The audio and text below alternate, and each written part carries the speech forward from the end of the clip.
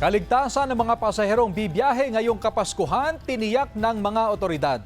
Yan ang balitang tinutukan, live ni Sandy Salvacio. Sandy? Chris, sa mga oras na ito ay patuloy pa rin ang pagdagsa ng mga pasahero sa mga bus terminal dito sa Dagupan City. Sa terminal pa lang na ito, Chris, ay inaasahan na nila ang pagdating ng halos 10,000 mga pasahero isang araw bago ang bisperas ng Pasko.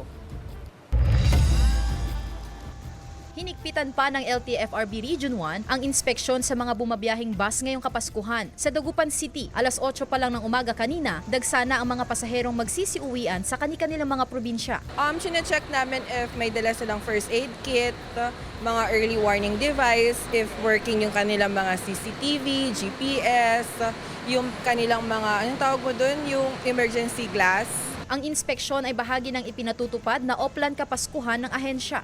Na-manage nila ng maigi ang ating mga passengers, and then malinis ang kanilang mga terminals, komportable po. Dahil sa dagsa ng mga pasahero, posible raw na umabot hanggang 400 ang biyaheng ng mga bus ngayong araw hanggang bukas. Mga biyaheng Dagupan lang Baguio, diniretso sa Santa Cruz, yung biyaheng Santa Cruz Dagupan, diniretso ng Baguio.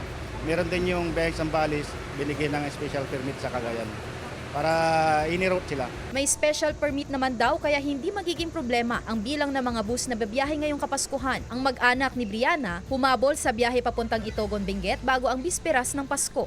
Kasi po ayaw po namin makisiksikan sa maraming tao kasi bukas desperas na po ng Pasko.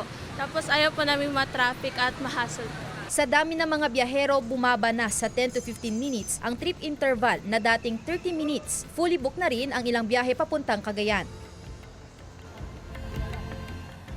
Chris, sa ngayon ay patuloy pa rin ang sinasagawang inspeksyon ng LTFRB sa mga bibiyaheng public utility vehicles at may mangilan-ngilan na ngang nasita ang LTFRB. At hanggat hindi raw sinusunod ng driver at konduktor ang safety standards o safety procedures ng ahensya ay hindi nila pinapayagang makabiyahe ang mga ito. Alang-alang na rin sa kapakanan ng mga pasahero. Chris?